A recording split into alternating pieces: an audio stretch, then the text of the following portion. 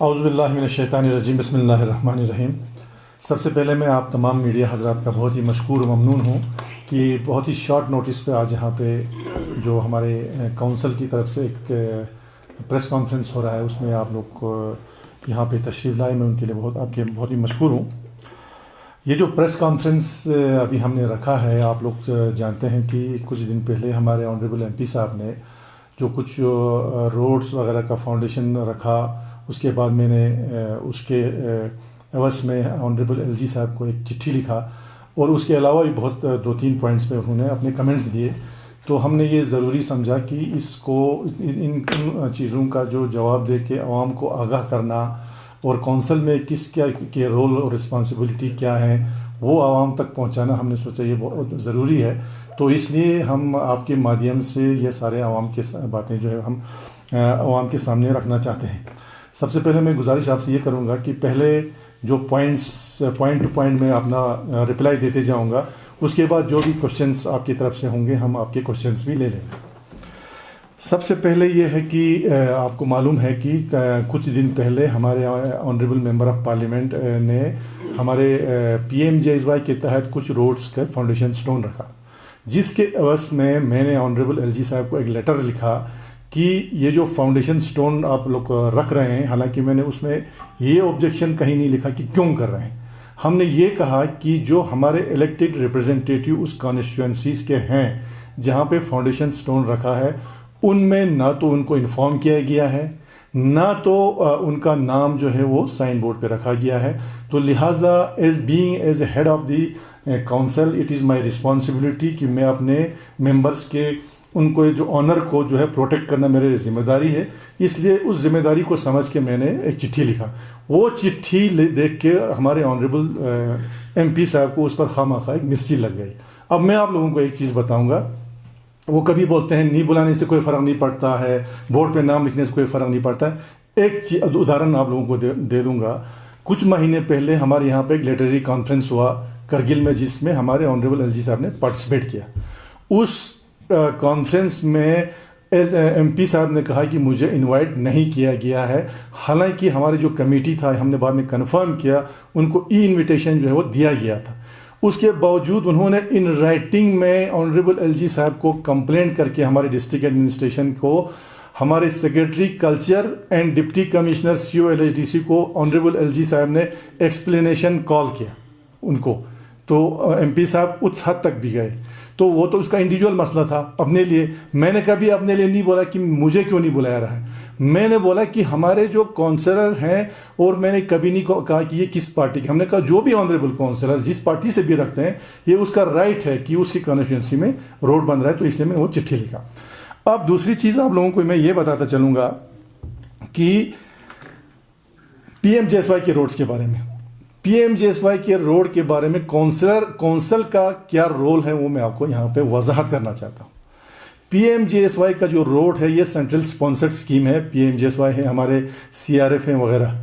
इसमें प्रायोरिटी जो है, इसमें आइडेंटिफिकेशन हमारे ऑनरेबल काउंसिलर्स करते हैं, प्रायोरिटी फिक्स एग्जीक्यूटिव काउंसिल करता है, और सबसे बड़ी चीज़ ये है कि सेंट्रल स्पॉन्सर्ड का कोई भी स्कीम जब तक यहाँ से सर्टिफिकेट नहीं जाता काउंसिल से अवेलेबिलिटी ऑफ लैंड को लेके, तब तक कोई प्रोजेक्ट जो है सैंक्शन गवर्नमेंट ऑफ इंडिया नहीं करती है। ये सबसे बड़ा रोल है काउंसिल का। अभी भी आप जाके देखें PMJSY के जो रोड जिनका अभी फाउंडेशन स्टोन रखा जा रहा है, वो सारे प्रोजेक्ट के जो हैं हमने अवेलेबिलिटी ऑफ लैंड का सर्टिफिकेट हमने दिया है। On the basis of that वो सारे प्रोजेक्ट्स हमारे सैंक्शन हो गए। तो इसमें हमारा राइट है कि नहीं वो आप एमपी साहब खुद जानते हैं। एमपी साहब कभी बोलते हैं कि कोई काउंसलर सब मेरे पास आया नहीं, हमारे में हम किस लिए आएंगे आपके पास, जबकि जो हमारा रोल था वो हमने किया है।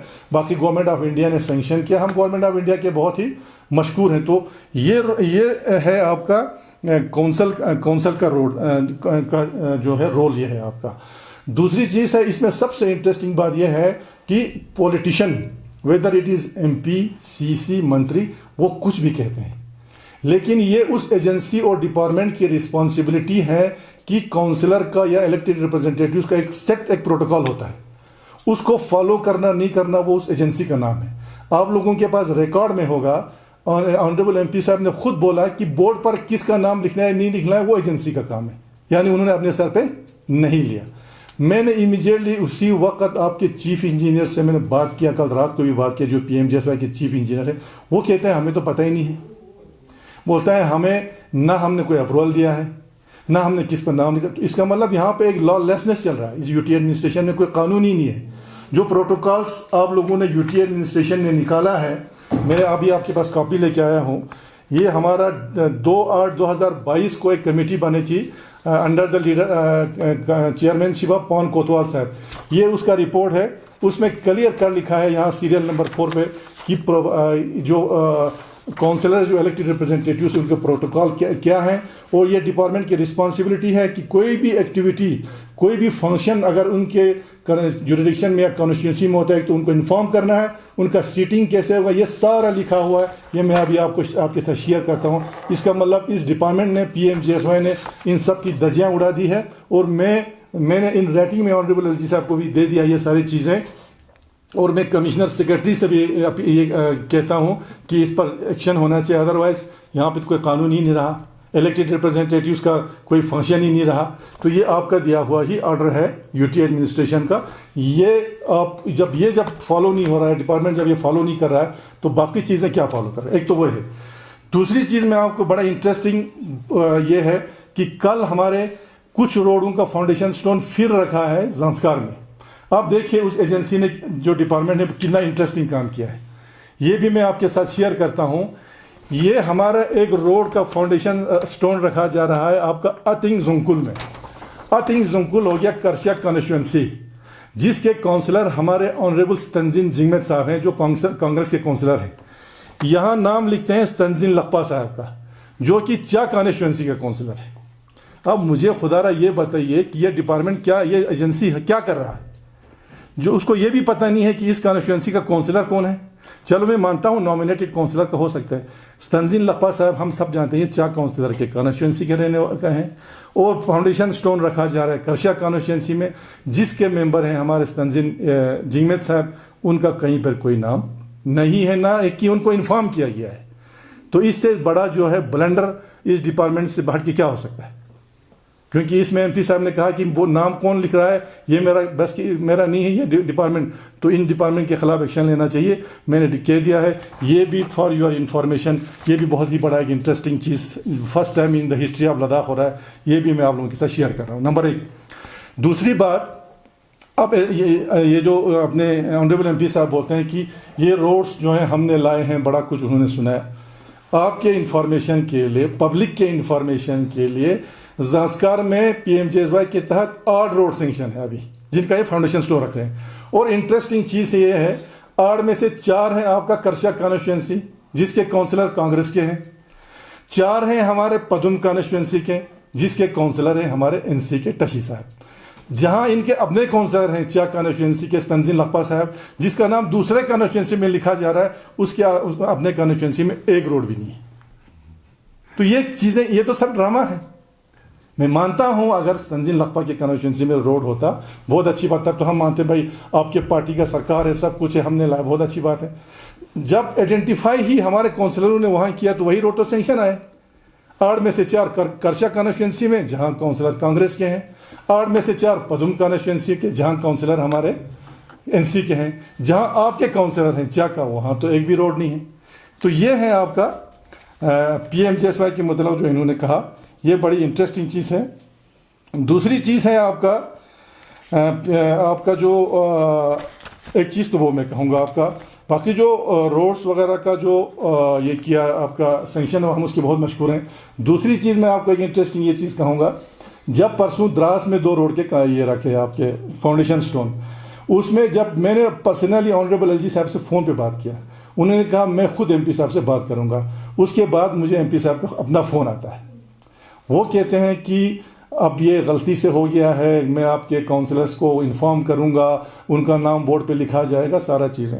मैंने कहा देखिए MP साहब, मुझे कोई इंटरेस्ट नहीं है, ना मैं कह रहे थे कि आप साथ आएंगे। मैंने कहा मैंने कभी नहीं कहा आप क्यों कर रहे हैं। मैं ये कह रहा हूँ कि जो भी काउंसलर उस कॉन्स्टिट्यूंसी के, उसको इन्फॉर्मेशन होना चाहिए और उसका नाम जो है बाज़ाब्ता बोर्ड पर होना चाहिए। तो उन्होंने कहा कि मैं उनको इन्फॉर्म करूँगा।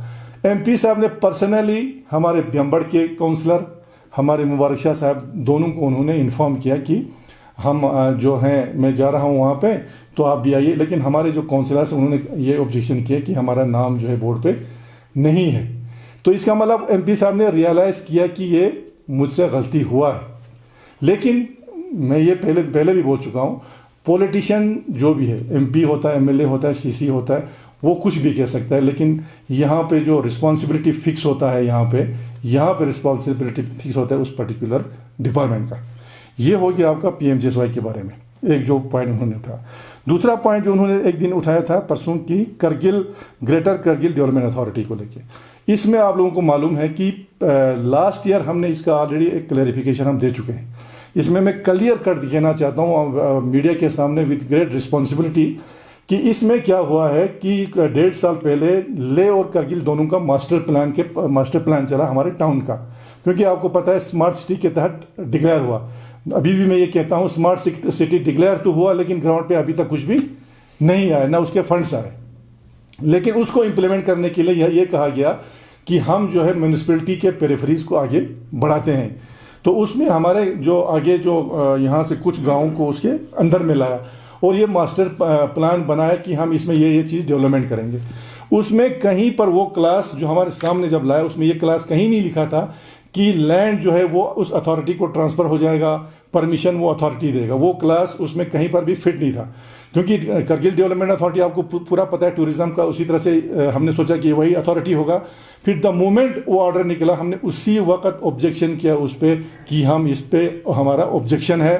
और उसके 4-5 दिन बाद लेह में एक मीटिंग हुई जिसको चेयर किया गया हमारे दी देन ऑनरेबल एलजी, उसमें सीसी लेह एमपी साहब सारे थे।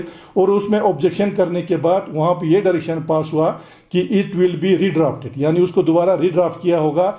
जो उस दिन ऑर्डर निकला था उसको उन्होंने नल एंड वाइट करार दिया, और अभी बहुत जल्दी जो है उसका वो रीड्राफ्ट होकर दोबारा पब्लिक में आएगा। और उसमें ये क्लियर कर लिखा है कि उसमें लैंड हो या परमिशन हो, that will vest with the councils. तो वो कहीं पर भी नहीं है। उसमें सिर्फ एमपी साहब के पास बोलने के लिए कुछ नहीं था, उन्होंने वो बात उठाया। मैं जानता हूँ, ये मेरी रिस्पॉन्सिबिलिटी है कि how to protect the interest of my people, ये मैं जानता हूँ और बड़े रिस्पॉन्सिबिलिटी के साथ कहता हूँ कि वो चीज़ जो है ख़त्म हो गई है और नया ड्राफ्ट आएगा, that will be totally in the interest of हमारे पब्लिक के इंटरेस्ट में वो चीज़ आपके आ जाएगा। उसके बाद उन्होंने एक बहुत ही, मैं कहूँगा एक बेसलेस एलिगेशन उन्होंने लगाया। ये कहा कि हमारे सिटिंग एक एग्जीक्यूटिव काउंसलर के खिलाफ जो है एफआईआर लॉन्च। मैं आज भी उनसे पूछता हूं, क्या उस एफआईआर में उस एग्जीक्यूटिव काउंसलर का नाम है? वो तो एक अननोन एफआईआर है, हो सकता है उसमें आपका भी नाम हो, मेरा भी नाम हो। वो तो अननोन एफआईआर है, उसमें कोई पर्टिकुलर नहीं है। हाँ, पुलिस ने ज़रूर उनसे ये पूछा कि भाई चूंकि वो रूरल डेवलपमेंट के एग्जीक्यूटिव काउंसलर हैं, वो काम जो पर्टिकुलर काम जिसके खिलाफ ये एलिगेशन है वो उनके कॉन्स्टिट्यूंसी में हो रहा था, तो पुलिस ने उनसे क्वेश्चन ज़रूर किया। लेकिन उनका ये कहना कि ईसी के ऑफिस को लॉक किया, अभी आप लोग जाके देख सकते हैं हमारे मीडिया वाले कौन सा ऑफिस लॉक है। तो ये अननेसेसरीली एक एलिगेशन है और ये उस ईसी पे एलिगेशन लगा रहे हैं जिन्होंने ज़ांस्कार के इंटरेस्ट को देखकर हमारे पार्टी का जो डायरेक्शन था उसको बाईपास करके इन्हीं एमपी साहब को वोट दिया। क्यों दिया? उन्होंने ये वादा किया कि हम आपको 6 महीने के अंदर ज़ांस्कार को डिस्ट्रिक्ट डिक्लेयर करेंगे। उसको अपने ज़ांस्कार के इंटरेस्ट को देखते हुए इसी हमारे एग्जीक्यूटिव काउंसलर्स ने हमारे पार्टी के डायरेक्शन को भी ना मानते हुए सीधा जो है वोट हमारे एमपी साहब को दिया और ये कहा था कि हम 6 महीने में डिस्ट्रिक्ट देंगे। अब तो इलेक्शन के लिए सिर्फ 10 महीने बाकी हैं और हमें तो नहीं लगा अभी तक कि कोई डिस्ट्रिक्ट आ रहा है। तो ये वो खामखा एक एलिगेशन जो है वो हमारे ऑनरेबल जो हमारे ईसी हैं बेसलेस एलिगेशन है। और मैं कहता हूं कि ये ऐसे एलिगेशन कभी नहीं लगाना चाहिए, कल को आपके पे भी लग सकता है। हाँ, जब प्रूव होगा, सब कुछ होगा, कन्विक्ट जब डिक्लेयर किया जाएगा तब आप कुछ भी कर सकते हैं। तो एक तो वो है। दूसरा उन्होंने कहा कि मैं जी LHDC कारगिल का एक्स ऑफिशियो मेंबर हूँ। भाई उसी लिए तो हम रो रहे हैं। हम तो आपको बार बार बोलते हैं कि आप एक्स ऑफिशियो मेंबर हैं, आप हमारे जनरल काउंसिल मीटिंग में पार्टिसिपेट कीजिए। आज तक आप लोग भी जानते हैं, हम भी जानते हैं, इनविटेशन के बावजूद 4 साल में एक बार भी उन्होंने जनरल काउंसिल का मीटिंग अटेंड नहीं किया। उसी से पता चलता है कि वो करगिल के डेवलपमेंट में कितना इंटरेस्ट रखते हैं। हालांकि वही प्लेटफॉर्म है जहाँ पे प्लानिंग होती है, जहाँ पे डिस्कशन होता है, जहाँ पे बजट रखा जाता है। अगर उनको इंटरेस्ट होता तो एक भी मीटिंग वो उसमें मिस नहीं करते। तो आज आप बोलते हैं कि मैं क्या वहाँ नहीं जा सकता हूँ, क्या मैं मेंबर नहीं हूँ? हम तो कहते हैं भाई आप मेंबर हैं, आप आइए, पार्टिसिपेट कीजिए। जहाँ आना चाहिए था वहाँ आप नहीं आ रहे हैं, जहाँ नहीं जाना चाहिए आप चोरी से जाके 2 आदमी को लेकर फीता काटवा रहे हैं, एक आदमी को यहाँ से फीता थमा रहे हैं, दूसरे को इधर से थमा रहे हैं। ना कोई वहाँ इलेक्टेड रिप्रेजेंटेटिव अगर आप लेके जाएँ तो ये आपका शान है, ये आपका ऑनर है। एक ग्रेसफुल जो है फंक्शंस होना चाहिए। 2 आदमी को लेके उस तरह से वो नहीं हो सकता है आपका। एक तो ये उन्होंने कहा। दूसरा उन्होंने एक चीज़, ये चीज़ें जो उन्होंने उनका, और दूसरा एक चीज़ वो बोल रहा था हमारे एजुकेशन के मुताल्लिक कि यहाँ जी फलानी जगह अभी भी अटैच है, ये है वो है। मैं आपके माध्यम से एमपी साहब को चैलेंज करता हूँ, मैं आपके माध्यम से एमपी साहब को चैलेंज करता हूँ कि एक इंडिपेंडेंट कमेटी बिठा के देखिए पिछले 4 साल में करगिल के गवर्नमेंट स्कूल्स का नक्शा कितना बदल गया है। मैं ये नहीं कहता कि 100% बदल गया, कितना इम्प्रूवमेंट हुआ और कितने स्कूल्स ट्रैक पर आए हैं। आप मीडिया हजरात बार बार स्कूलों में जा रहे हैं, आप देख रहे हैं कि क्वालिटी हमारा कितना बड़ा है, इंफ्रास्ट्रक्चर हमारा कितना बड़ा है, कम्युनिटी पार्टिसिपेशन, जहां गवर्नमेंट स्कूल को लोग स्कूल ही नहीं समझते थे, कम्युनिटी पार्टिसिपेशन हमारा कितना बड़ा है, वो जो है आप लोग जो है स्कूलों में जाके देख सकते हैं। मैं यहाँ से उनको भी एक सवाल करता हूँ कि पिछले 4 साल में आपने कितने गवर्नमेंट स्कूल्स में आपने विजिट किए पूरे लद्दाख में, पर्टिकुलरली इन करगिल? जब कहीं कोई टीचर का मसला होता है तो आप उसको ट्वीट कर देते हैं। मैं ये कहता हूँ कि आपने कितने स्कूलों का विजिट किया है और इसी स्कूल एजुकेशन के इम्प्रूवमेंट के लिए आपका कंट्रीब्यूशन है क्या? कितने स्कूलों को आपने एमपी लैंड में से बस दिए, कितने स्कूलों को आपने कंट्रीब्यूट किया एमपी लैंड में से, जहाँ आपके पास 5 करोड़ रुपये पैसा है? ये आप नहीं देखते हैं। तो मैं अभी भी आपके माध्यम से दावा करता हूँ, अब रखिए एक कमेटी और देखिए कि पिछले 4 साल में जो है गवर्नमेंट स्कूल्स में कितना इम्प्रूवमेंट हुआ। ये मैं आपके माध्यम से इनको बोलना चाहता था। ये था आपका। दूसरी बात इसमें बड़ा एक चीज़ मैं ये कहूँगा कि एमपी साहब को अपने रोल एंड रिस्पॉन्सिबिलिटी के बारे में भी थोड़ा एहसास होना चाहिए। छोटे छोटे चीज़ें जो डिस्ट्रिक्ट एडमिनिस्ट्रेशन का काम है, जो काउंसिल का काम है, वो हम कर रहे हैं। अब जो बिगर चीज़ें हैं, आपको लोगों ने एमपी बना के पार्लियामेंट में भेजा है ताकि जो गवर्नमेंट ऑफ इंडिया के साथ जो बातें उठाना है वो, पार्लियामेंट में क्या चीज़ें उठाना है वो। मैं आपसे सवाल करता हूं, आज हमारे टूरिज़्म जो है वो उसकी क्या हालत है? हमारा टूरिज़्म इकोनॉमी, हमारा टूरिज़्म कोलैप्स हो गया है इस साल। आप खुद बिकॉज ऑफ व्हाट? हमारे फ्लाइट्स की वजह से हमारे फ्लाइट्स ठप हो गए, फ्लाइट्स की फ्रीक्वेंसी जो है वो टोटली कोलैप्स हो गया है। तो आप क्यों ना वहाँ जाके, इससे तो बेहतर था यहाँ आके इस तरह से करने से तो दोनों काउंसिल के लोगों को लेके वहाँ कम से कम धरना लगाते, भाई हमारा टूरिज़्म इकोनॉमी बैठ गया है, आप जो है फ्रीक्वेंसी ऑफ फ्लाइट्स को बढ़ा दीजिए। तो ये तो वो नहीं कर रहे हैं। उसके बाद विंटर में हमारे यहाँ पर आपने खुद देखा कि टिकट 30-40 हज़ार रुपये जो है वो पैसेंजर्स के टिकट पे पहुँचा। उस वक्त क्या कर रहे थे हमारे एमपी साहब? हम अभी तो शुक्रगुजार हैं ऑनरेबल एलजी साहब के, जिन्होंने एयरफोर्स के फ्लाइट्स चंडीगढ़ से दिल्ली से जहाज चला के लोगों को, बीमारों को यहाँ पे जो है वो पहुँचाया है। अदरवाइज़ क्या ये एमपी साहब का रोल नहीं है? इसमें क्या काउंसिल का कोई रोल है? दूसरी बात यह है कि सबसे बड़ी चीज़ यह है कि यूटी बनने के बाद हमारे यहाँ पे एक भी गजेटेड पोस्ट लद्दाखी नहीं लगा है। सिंस लास्ट 3 ईयर्स एक भी गजेटेड पोस्ट नहीं लगा। क्यों? क्योंकि हमारे पास ना पब्लिक सर्विस कमीशन हम बना पाए, ना हमारे पास अभी तक रिक्रूटमेंट रूल आया है। इस गजेटेड का रिक्रूटमेंट रूल जो है अभी भी एमएचए में पड़ा है, उसको फॉलो क्यों नहीं कर रहे हैं एमपी साहब? जब हमारा रीऑर्गेनाइजेशन एक्ट बन रहा था, आप रूलिंग पार्टी के एमपी थे, क्या आप पब्लिक सर्विस कमीशन को आप कॉमन नहीं रख सकते थे? तो इतना बड़ा ब्लेंडर हुआ है कि 3 साल में एक भी लद्दाखी जो बच्चा है वो गजेटेड पोस्ट पे अपॉइंट आज तक नहीं हुआ। ये एक बहुत बड़ा एक ब्लेंडर है हमारे लिए। क्या ये एमपी साहब का रोल नहीं था? और जो मैं बोल रहा हूँ रिक्रूटमेंट रूल अभी भी जो आपका एमएचए में पड़ा हुआ है, क्या ये चीज़ें नहीं था? उसके बाद एमपी साहब ने हर जगह बोला कि हमारे पास 12,000 की वैकेंसीज थे। वो वैकेंसीज कहाँ गए? वो 12,000 797 या 795 वैकेंसीज एसएससी में निकाला और आज तक साल गुजरने के बाद भी उसका रिजल्ट अभी तक नहीं आ रहा है। और ये एसएससी जो है गवर्नमेंट ऑफ इंडिया का एजेंसी है, क्या ये आपका काम नहीं है?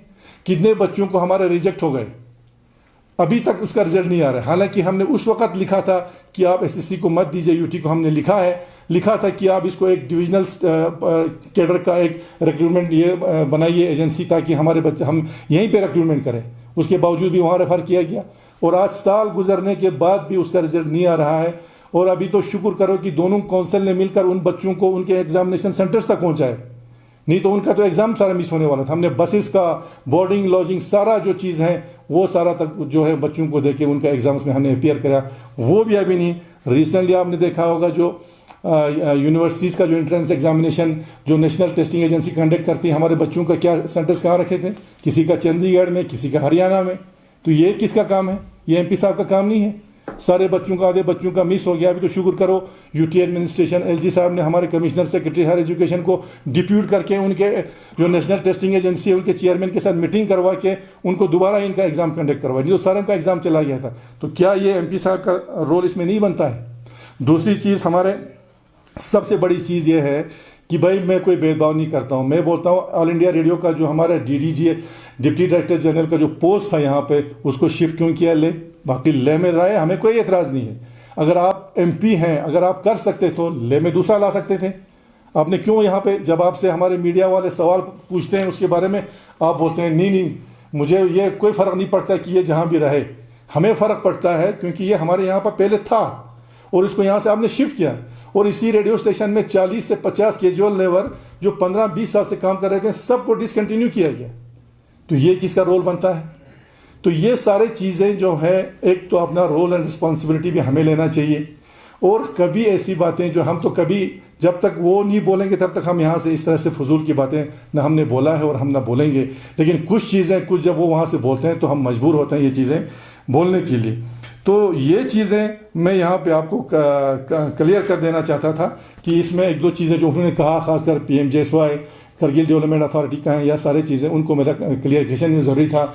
और अभी भी, आज भी वो रोड जो है वहाँ पे उनका भी फाउंडेशन स्टोन अभी भी ज़ांस्कार में रख रहे हैं। Being as a elected representative, MP जो होता है वो एक स्टेट्समैन होता है, not as just as a political figure.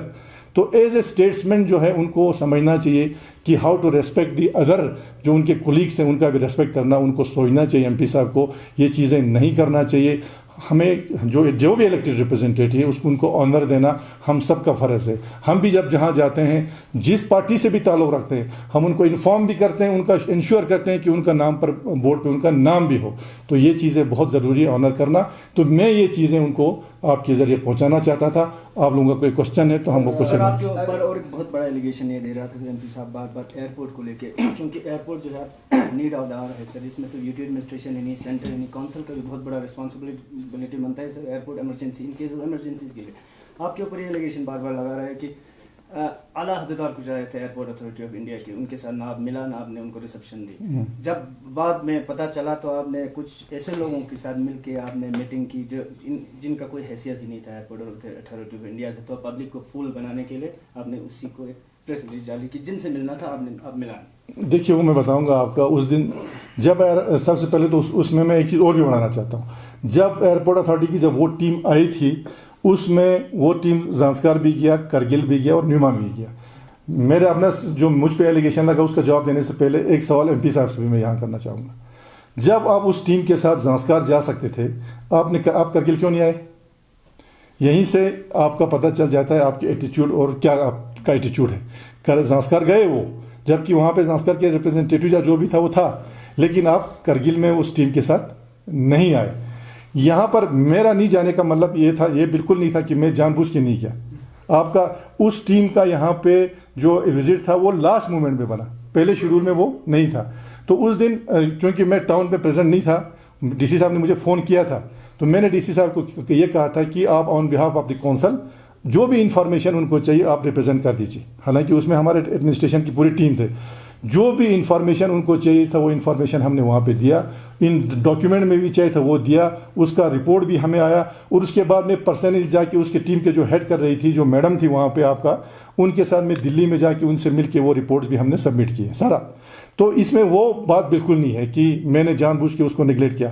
अब दूसरी चीज़ आपका ये है कि एयरपोर्ट का मसला आप खुद जानते हैं, कौंसल की रिस्पॉन्सिबिलिटी ये है कि अगर उनको कल भी आपके जब एयरफोर्स के ये आए थे, एयर मार्शल साहब जब आए तो उसमें भी हमने मीटिंग किया। हमने कहा हम प्रोवाइड, LHDC का इसमें रोल है आपका टू प्रोवाइड लैंड उनको कितना चाहिए, इंफ्रास्ट्रक्चर अगर बनाने में उनको फंडिंग चाहिए वो देने के लिए हम तैयार हैं। ये सारा जो कौंसल का रोल है। और MP साहब को मैं आपके माध्यम से बोलना चाहूँगा, मैंने आज से 1 साल पहले आपसे रिक्वेस्ट किया था कि करगिल के एक डेलीगेशन चाहे वो कौंसल का हो जिसका भी हो, आप ही लीड कीजिए। आप लीड करके वहाँ पे आपके जो कंसर्न मंत्री है सिंधिया साहब से हमारी बातचीत की, हम राउंड टू राउंड बैठ के डिस्कस करेंगे। उसका जवाब MP साहब ने अभी तक मुझे नहीं दिया। जो हमारा रोल था वो हमने किया। सर, अभी आपने बताया कि स्कूल एजुकेशन जो है कारगिल में बहुत बेहतर हो गया है, हालांकि अभी तक टीचर्स के लिए कोई ट्रांसपेरेंट ट्रांसफ़र पॉलिसी नहीं है और आए दिन व्हाट्सएप पे और सोशल मीडिया पे ये सर्कुलेट होते रहते हैं कि बड़े अहदेदारों के रिश्तेदार जो हैं वो टाउन के एरियाज़ में ज़्यादा हैं और टाउन के जो आसपास के एरियाज़ हैं उनमें जेंडर इक्वालिटी नहीं है, उनमें फीमेल टीचर ज़्यादा है और जो दूर दराज के इलाके हैं उनमें मेल टीचर ज़्यादा है। तो इस पे आप क्या कहना चाहेंगे? देखिए, ये आपका बात मैं बिल्कुल एक्सेप्ट करता हूँ कि अभी भी हमारे पास ट्रांसपेरेंट या फेयर एक ट्रांसफ़र पॉलिसी अभी नहीं है, लेकिन इस चीज़ में मैं बार बार पहले भी बता चुका हूँ। इसके लिए हमने डायरेक्टर स्कूल एजुकेशन से अप्रोच किया है कि एक free and fair transparent policy लाने के लिए वो हमें मदद करें, किसी एजेंसी को हायर करें ताकि ये सारा सिस्टम जो है ऑनलाइन हो, कोई किसी को इसमें शिकवा ना रहे। लेकिन हमने इस पर कुछ एक्सरसाइज किया है। आप जानते हैं जब हमने कौंसल संभाला तो यहाँ पे कोई ट्रांसफ़र नहीं हुआ था, 10-10 साल से लोग जो हैं एक जगह पे था। हमने कोशिश किया कि जोन वाइज, यानी बहुत सारे जो जोन के टीचर्स थे वो एक दूसरे के, mostly they were in Kargil town. हमने कोशिश करके, आपको मालूम है आज से 2 साल पहले कम से कम 1100 टीचर्स की हमने पोस्टिंग किया। मैं मानता हूं कि उसमें 100% दैट वाज नॉट परफेक्ट, लेकिन हमने एक शुरुआत की। जिनके ग्रीवेंसेस थे उनको हमने काफ़ी हद तक दूर किया और मैं इसको आज भी एक्सेप्ट करता हूँ और इंशाल्लाह हमारी कोशिश रही है, हमने अभी भी है कि हमने डायरेक्टर साहब को बता दिया। और ये सिर्फ एजुकेशन में ही नहीं, ये जो ट्रांसफ़र वाला है ये हर डिपार्टमेंट में होना चाहिए, हेल्थ में भी हो, सब में हो, एक ट्रांसपेरेंट पॉलिसी हो। जब ये ट्रांसपेरेंट जो पॉलिसी जब आएगी हमारे पास तो इसमें अटैचमेंट वाला, आपका डिप्यूटेशन वाला ये सिलसिला सब खत्म होगा, क्योंकि ये पूरा ट्रांसपेरेंट होगा, कोई देख सकता है और हर किसी को ये पता चलेगा कि after a period of 2 years या 3 ईयर्स मेरे पोस्टिंग कहाँ पे होगा। ये इंशाल्लाह हमारी एजेंडे में हम ज़रूर कोशिश करेंगे। आपने ग्रेटर कारगिल वो डेवलपमेंट अथॉरिटी की बात की, तो अभी तक सिर्फ ये कौंसिल नहीं, इससे पहले वाले कौंसिल भी किसी ने भी यहाँ पे एक मास्टर प्लान लाने की शायद कोशिश की होगी, लेकिन अभी तक कोई मास्टर प्लान नहीं आया, अभी तक टाउन प्लानिंग नहीं है, अभी भी कंस्ट्रक्शन जो है रोड पे आके कंस्ट्रक्शन बन रहे हैं, लोगों को अपना सिंटेक्स रखने के लिए भी जगह नहीं है, वो रोड पे रख रहे हैं। क्या कहना चाहेंगे? इसीलिए तो ये मास्टर प्लान बन रहा है आपका, बहुत सही है, क्योंकि हमारा टाउन जो है वो बहुत तेज़ी से एक्सपेंड हो रहा है और हमें अभी रोड्स के लिए, ड्रेनेज के लिए जगह नहीं मिल रहा है। अब अभी तो हालत ये है कि जो हमारा हाईवे है वहाँ पर अभी BRO हो या बाकी ने मार्किंग किया है और ये कहा है कि आपके जो मकान है, आपकी दुकान है, वो रोड पे आए।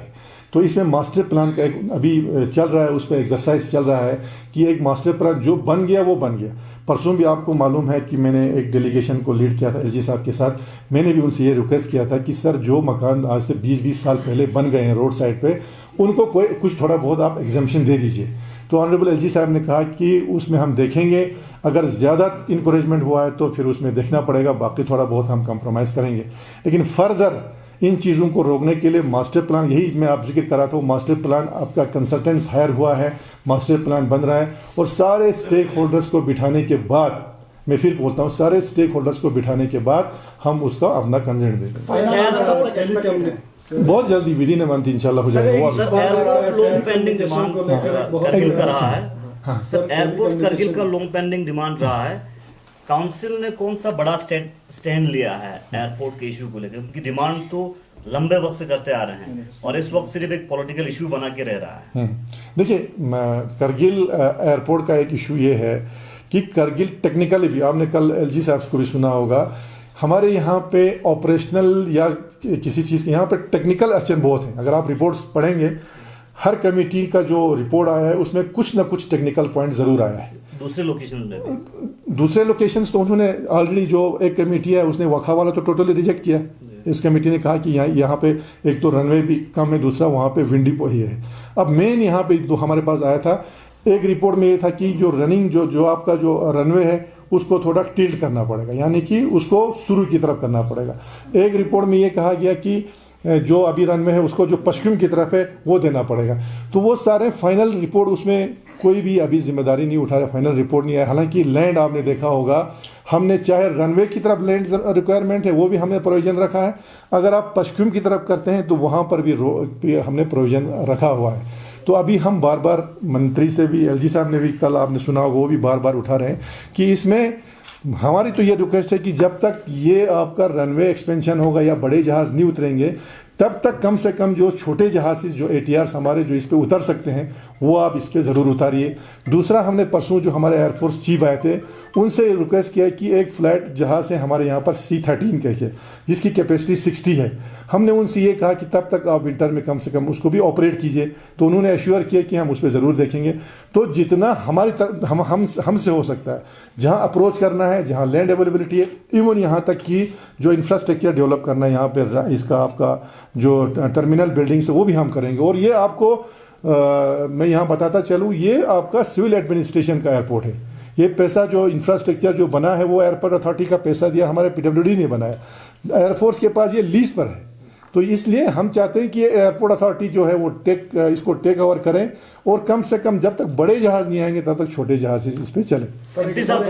एयरपोर्ट बीजेपी गवर्नमेंट बनाएगा, इस पे आपका क्या कमेंट रहेगा? देखिए, चाहे बीजेपी गवर्नमेंट बनाए चाहे कांग्रेस, टेक्निकलिटीज की बात नहीं कर रहे हैं, मैं कहता हूँ वो उसमें टेक्निकलिटीज हैं। अगर बनाए तो फिर क्यों नहीं बना रहे? मेरा सवाल ये है, अगर वो बना सकते हैं तो क्यों बना रहे हैं? इसलिए कि करगिल वाले बीजेपी में नहीं है इसीलिए वो बना रहे हैं क्या? सर एक क्वेश्चन ये था सर कि काउंसिल को लेके और एक एलिगेशन है टेलीकम्युनिकेशन को लेकर। उन्होंने कहा कि काउंसलर्स जो है MP से पूछते नहीं है और जितने भी नुमाइंदे हैं वो पूछते नहीं है LHDC के, और पब्लिक से पता करके उन्होंने जो है जहाँ भी रिक्वायरमेंट था टेलीकम्युनिकेशन का टावर वहाँ पे इंस्टॉल कर रहे हैं। तो इसको आप किस तरह से देखते हैं, और टावर्स LHDC जो है इस पे क्यों ये नहीं कर रहे हैं? जनाब अली मूसा साहब, मैं MP साहब से पूछता हूँ, जितने भी टावर जो स्टेट लैंड्स पे लगे हैं उसका लैंड का अलॉटमेंट किसने दिया अभी तक? जितने भी टावर्स लग रहे हैं वो अलॉटमेंट हम दे रहे हैं। अगर हम वो लैंड अलॉटमेंट नहीं देंगे तो बाकी ये कहते हैं कि मेरे पास नहीं आते हैं। तमाम काउंसलर जहाँ जहाँ पे पड़े हैं उन्होंने MP साहब को भी लिखा, हमने लिखा, हमने ऑफिशियली मंत्री को भी लिखा, LG साहब को लिखा, हर किसी को हमने अप्रोच किया है। ये उनका कहना गलत है। उनको काउंसलर आने की क्या ज़रूरत है जब वो खुद रिप्रेजेंटेटिव हैं? क्या आप करगिल के MP नहीं हैं? क्या आप सिर्फ ले के MP हैं?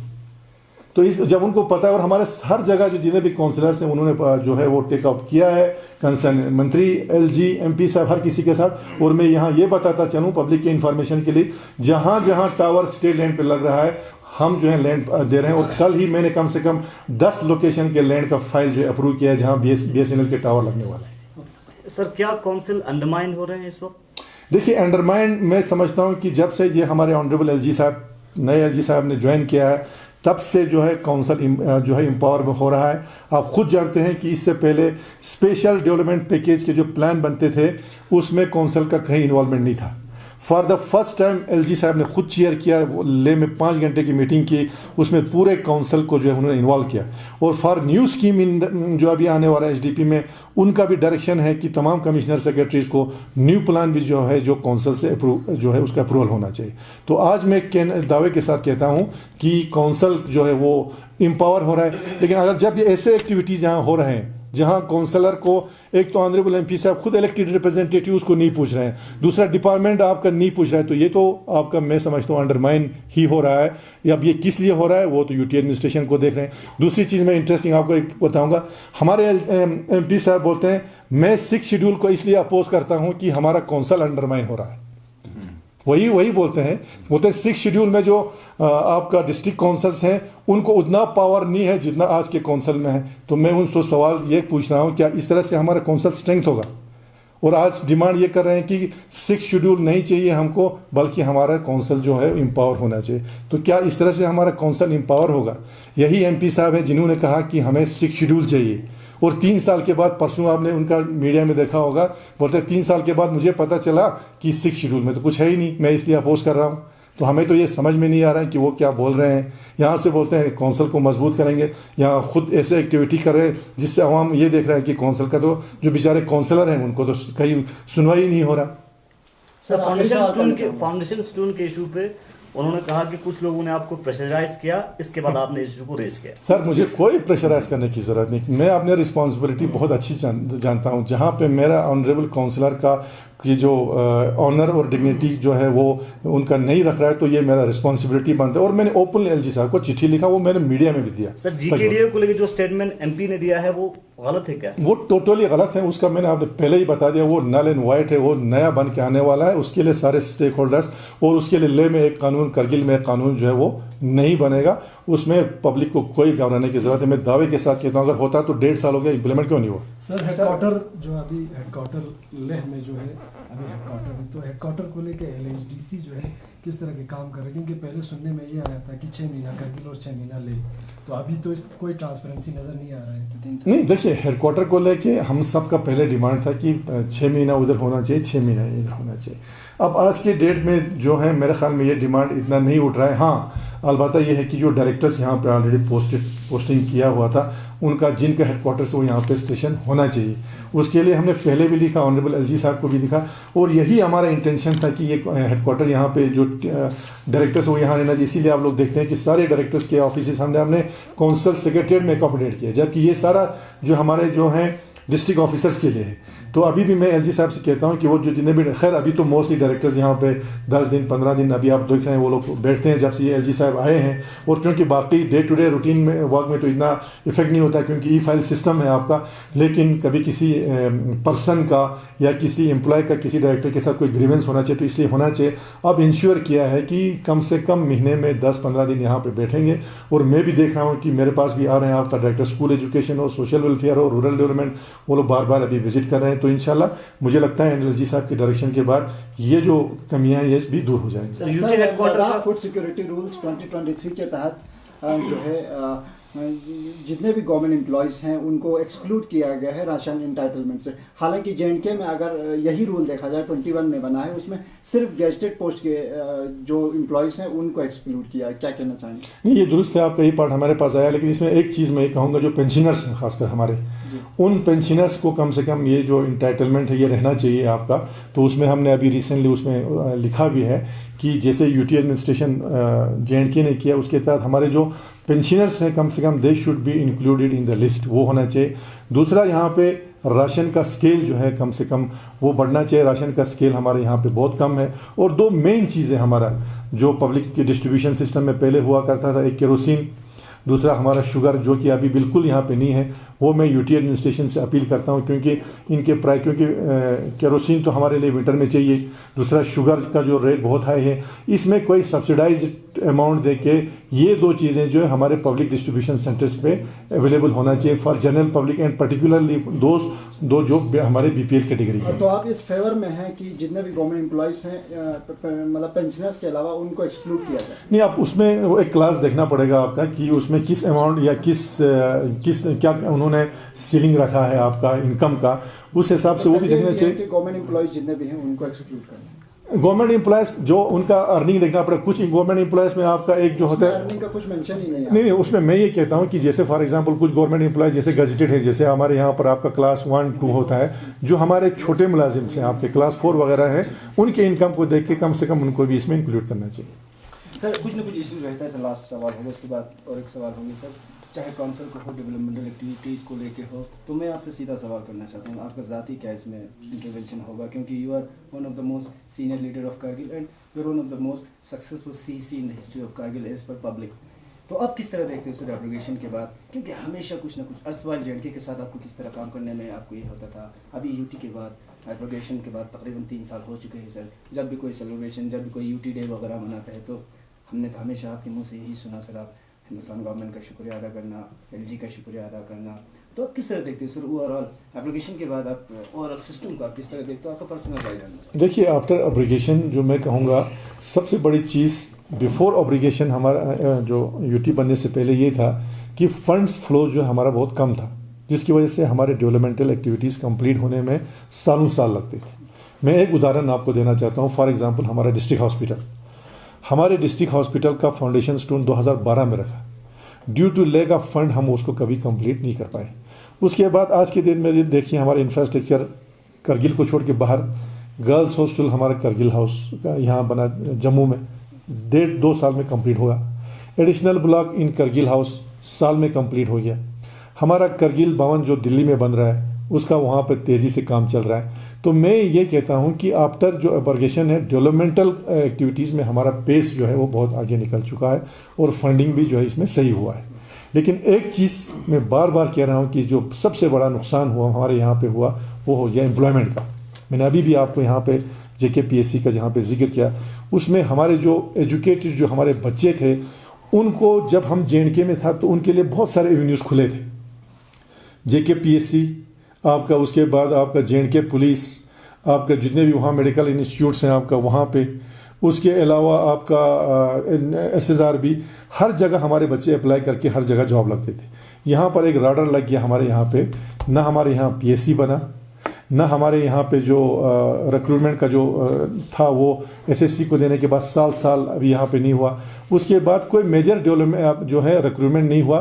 तो यहाँ पे मैं ये कहना चाहता हूँ आपका आफ्टर फॉर्मेशन ऑफ UT, एक तो फंड्स फ्लोस में हमारी जो बड़ा, जिसकी वजह से हमारा डेवलपमेंट में हम काफ़ी आगे बढ़ चुके हैं।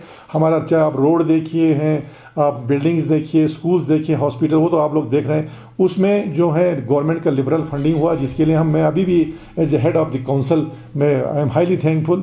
लेकिन जो चीज़ हमारा एक बहुत बड़ा चीज़ है जो हमारे फ्यूचर जनरेशन का सवाल है, उसमें काफ़ी जो है एक झटका हमें लगा है। और हमारी अपील है UT एडमिनिस्ट्रेशन से कि जो प्रोसेस होना है अभी रिक्रूटमेंट का वो जल्दी से जल्दी हो।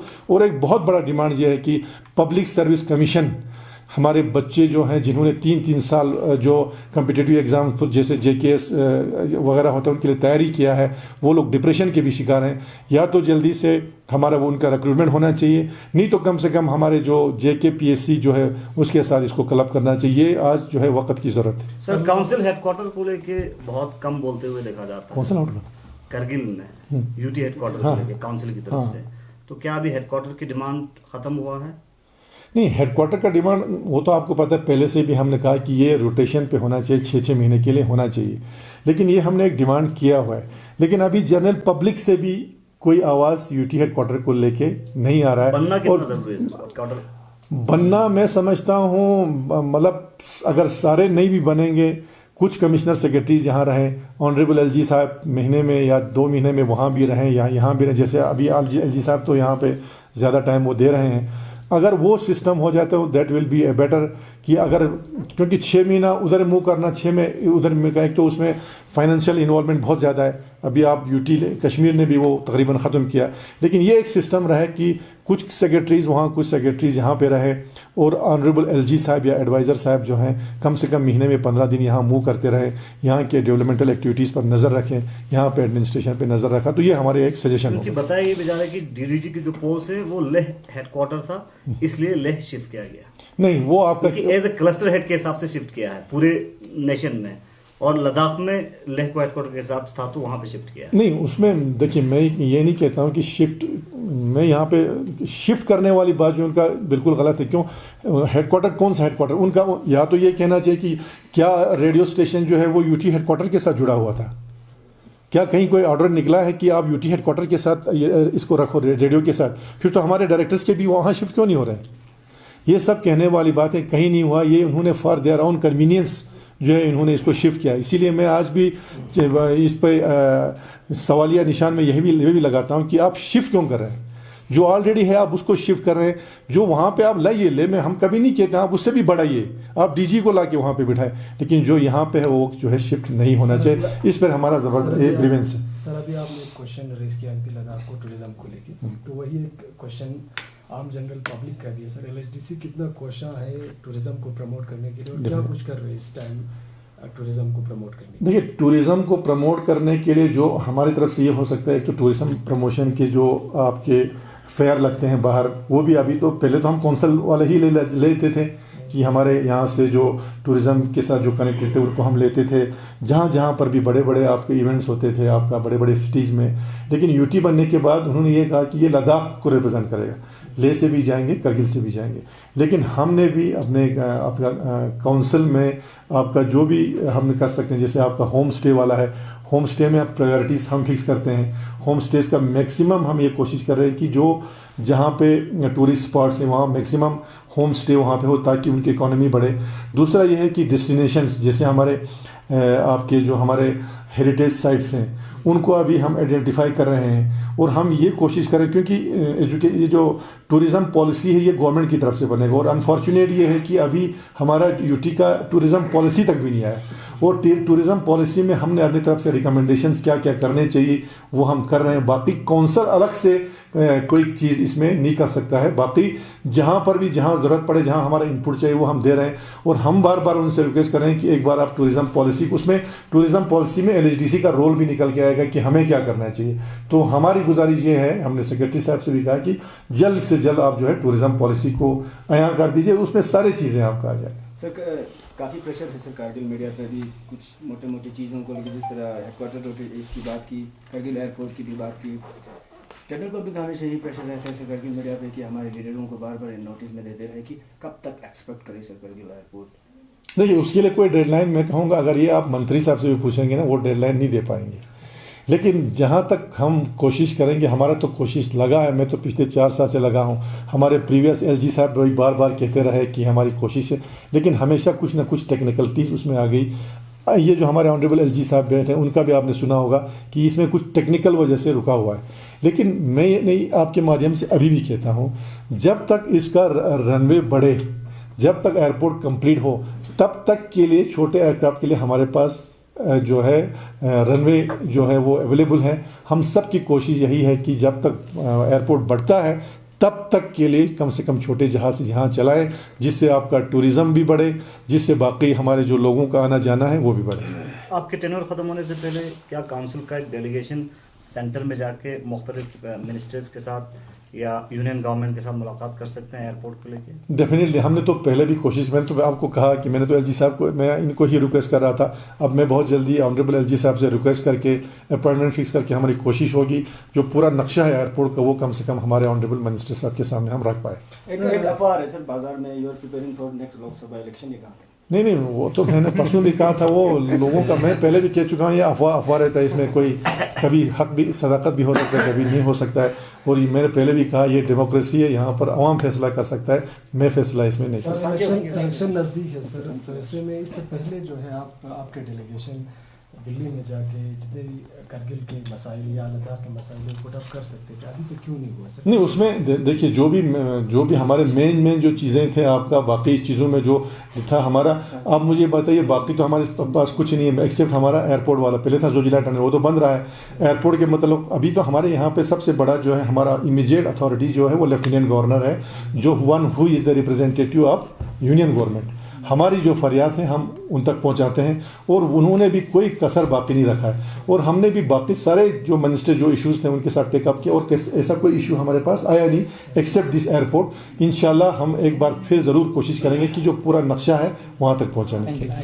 थैंक यू वेरी मच, बहुत बहुत शुक्रिया आप लोग यहाँ।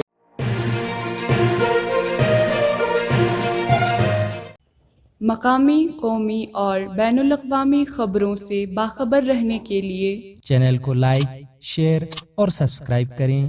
साथ ही बेल आइकन दबाना न भूलें।